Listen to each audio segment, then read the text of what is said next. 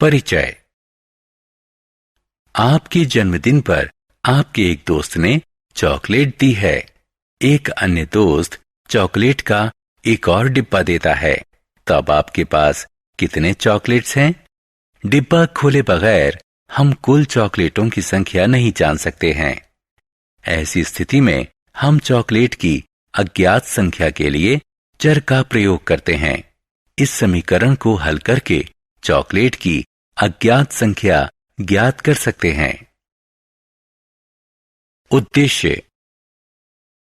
इस पाठ के अंत में आप निम्न करने में सक्षम हो जाएंगे: समीकरण हल करना, लंबाई और दूरी से संबंधित समस्याओं में इसका प्रयोग करना।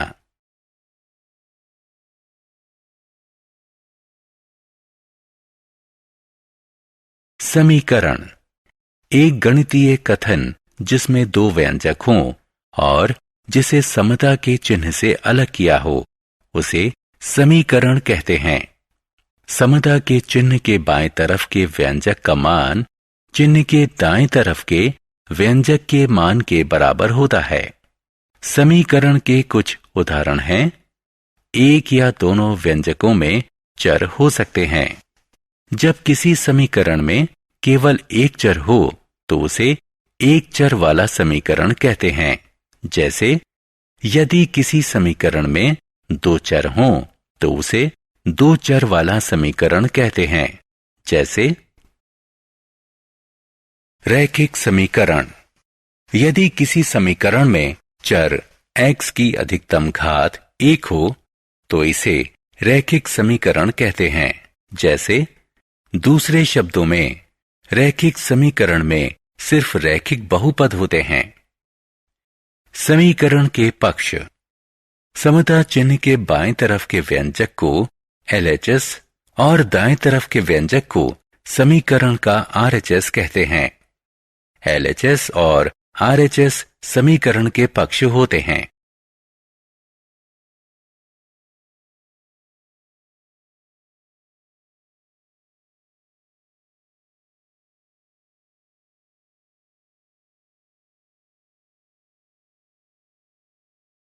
समीकरणों के हल। चर का वह मान जो समीकरण को संतुष्ट करे उसे समीकरण का हल कहते हैं। निम्न समीकरण पर ध्यान दीजिए। इसलिए 9 समीकरण x = 3 = 12 का हल है, क्योंकि यह समीकरण को संतुष्ट करता है। ध्यान दीजिए कि दूसरे महान समीकरण x = 3 = 12 के हल नहीं हैं, क्योंकि वे समीकरण को संतुष्ट नहीं करते हैं। समीकरण को हल करना। समीकरण के संतुलन को बनाए रखने के लिए हम समीकरण के एक पक्ष में जो संक्रिया करें उसे दूसरे पक्ष में भी अवश्य करना चाहिए। किसी समीकरण को हल करने का यह मूलभूत नियम है। पक्षांतरण विधि। हमने देखा है कि पक्षांतरण विधि किसी समीकरण को हल करने की सबसे सुविधाजनक विधि है। इस विधि को अपनाने के लिए निम्नलिखित नियमों का प्रयोग किया जाता है। किसी समीकरण का कोई पद जिसे एक पक्ष से दूसरे पक्ष में स्थानांतरण या पक्षांतरण किया जा सकता है, अपना चिन्ह बदल देता है। जैसे यदि x - 12 = 5 तो x = 5 + 12। यदि x = 1 = कोष्ठक में -2x तो x = 2x = कोष्ठक में -1। एक पक्ष में यदि संख्या से किसी चर या अचर में विभाजन किया जा रहा है तो पक्षांतरण के बाद उसे संख्या से गुणन किया जाएगा। इसके उलट भी सत्य है। जैसे 5x = 10 हो जाता है x = 10 × 5 = 50 के। 5x = 10 हो जाता है x = 10/5 = 2 के। इस नियम के प्रयोग से चरों को बाएं पक्ष में और अचर पदों को दाएं तरफ पक्षांतरण कर दिया गया है।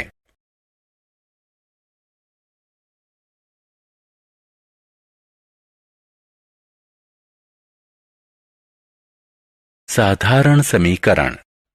उदाहरण 3a घटा 5 बराबर 16 को हल कीजिए। हल। निम्न समीकरण की गणना करने पर हमें प्राप्त होगा a बराबर 7।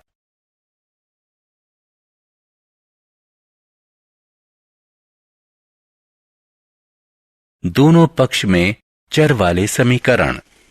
उदाहरण x घटा 3 बराबर 5 जमा 5x को हल कीजिए। हल। निम्न समीकरण की गणना करने पर हमें प्राप्त होगा x बराबर कोष्ठक में घटा 2।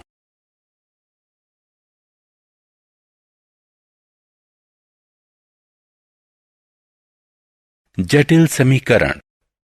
उदाहरण 1 a बटे 3 जमा 1 बटे 4 बराबर a बटे 2 घटा 2 बटे 5।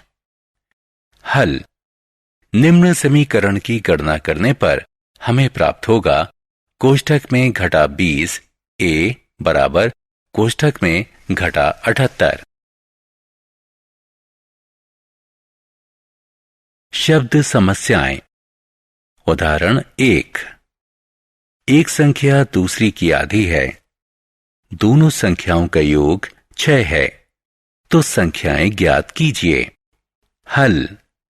मान लीजिए कि उनमें से एक संख्या x है, अतः दूसरी संख्या बराबर x बटा 2। दोनों संख्याओं का योग बराबर 6।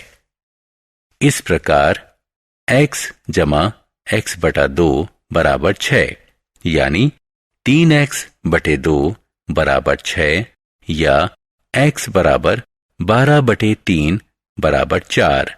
संख्याएं 4 और 2 हैं। जांचें। दोनों संख्याओं का योग 6 है। इस प्रकार उत्तर सही है।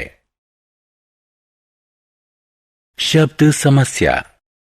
उदाहरण 2 किसी भिन्न का अंश हर से 3 कम है। यदि अंश में 1 का योग किया जाए तो हर में 3 की वृद्धि होती है और भिन्न 1/2 के बराबर हो जाता है। असली भिन्न का पता कीजिए। हल। मान लीजिए कि असली भिन्न का हर x है। यदि अंश हर से 3 कम है तो अंश बराबर x घटा 3। असली भिन्न बराबर x घटा 3 बटे x। नए भिन्न का हर बराबर x जमा 3। नए भिन्न का अंश बराबर कोष्ठक में x घटा 3 जमा 1 बराबर x घटा 2। नया भिन्न बराबर x घटा 2 बटे x जमा 3। नया भिन्न हो जाता है 1/2। इस प्रकार कोष्ठक में x घटा 2 बटे कोष्ठक में x जमा 3 बराबर 1/2। निम्न समीकरण की गणना करने पर हमें प्राप्त होगा x बराबर 7। इसलिए चूंकि असली भिन्न x घटा 3 बटे x बराबर 4/7 है। जांचें। असली अंश जमा 1 और असली भाजक जमा 3 होगा, जो कि बराबर होगा 1/2 के। अतः यह समीकरण संतुलित है।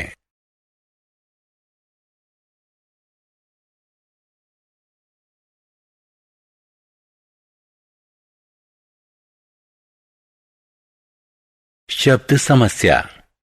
उदाहरण 3 यदि दो संख्याओं का योग 35 है और उनका अंतर 13 है तो संख्याएं ज्ञात कीजिए।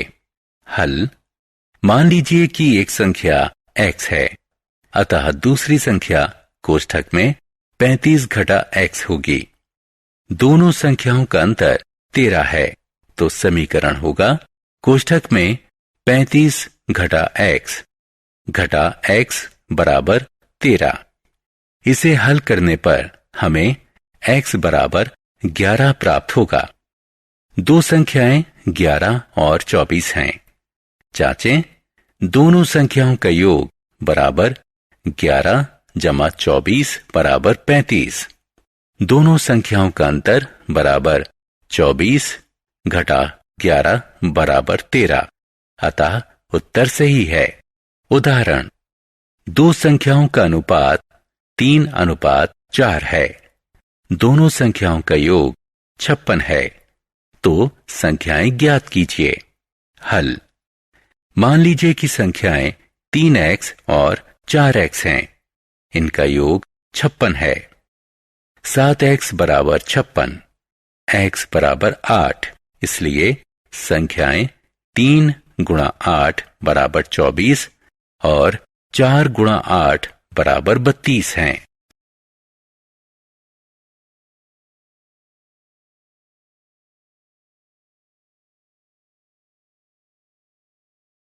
उम्र संबंधी समस्या। उदाहरण 1, अनिल अजित से 9 वर्ष बड़ा है। 10 वर्ष पश्चात अनिल की उम्र उसके दोगुनी होगी, जितनी उम्र अजित की 10 वर्ष पहले थी। उनकी वर्तमान उम्र ज्ञात कीजिए। हल, मान लीजिए कि अजित की वर्तमान उम्र x है। दी गई सारणी को देखिए। इस प्रकार बराबर x जमा 19।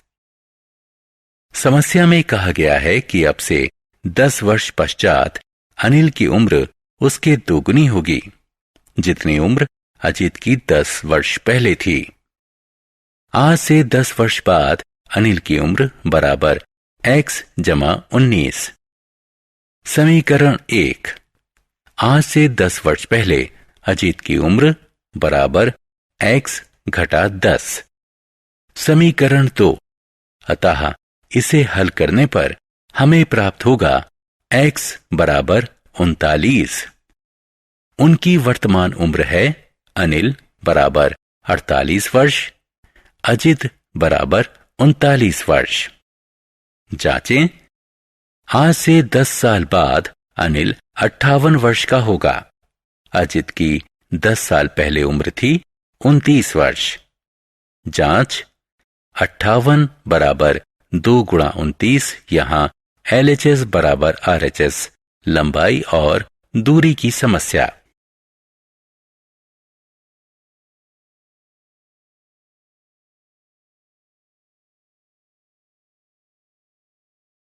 लंबाई और दूरी की समस्या। उदाहरण 2, एक आयत की लंबाई उसकी चौड़ाई से 6 इकाई अधिक है। इसका परिमाप 20 इकाई है। इसकी लंबाई और चौड़ाई ज्ञात कीजिए। हल, मान लीजिए कि आयत की चौड़ाई x इकाई है। अतः लंबाई बराबर x जमा 6 चौड़ाई 2। कोष्ठक में लंबाई जमा चौड़ाई बराबर परिमाप। क्योंकि परिमाप 20 इकाई है, इसलिए लंबाई जमा चौड़ाई बराबर 10 इकाई होगी। इस प्रकार x जमा कोष्ठक में x जमा 6 बराबर 10 या 2x जमा 6 बराबर 10, इसलिए 2x बराबर 4 और x बराबर 2। चौड़ाई बराबर 2 इकाई, लंबाई बराबर 2 जमा 6 बराबर 8 इकाई, लंबाई बराबर 8 इकाई।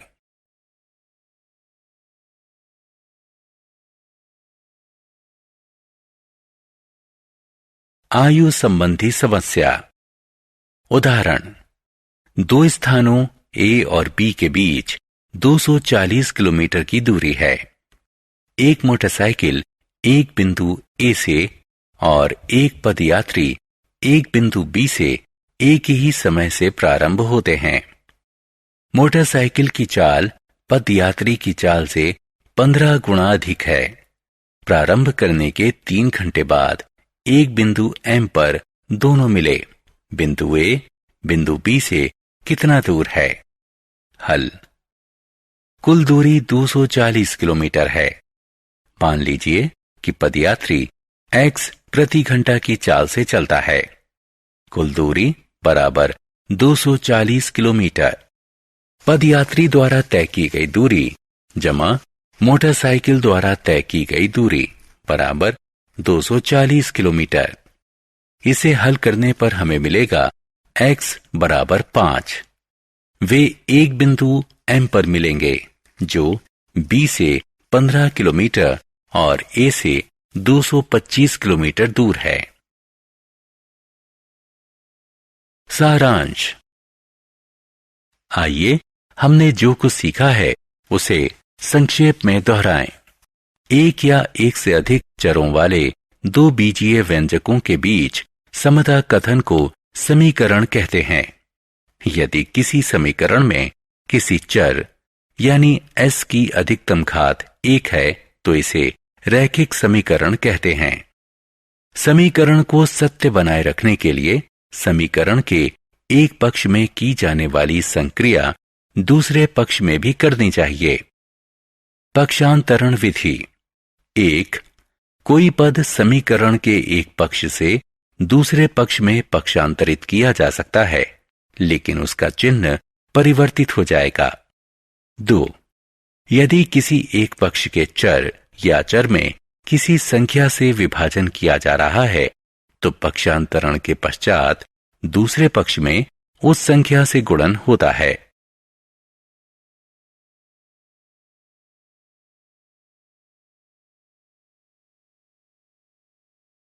किसी समीकरण को हल करते समय हम निम्न चरण प्रयोग में लाते हैं। अज्ञात को चिन्हित करते हैं, दिए गए तथ्यों को पहचानते हैं, दिए गए संबंधों के आधार पर समीकरण बनाते हैं, समीकरण को हल करके अज्ञात का मान करते हैं,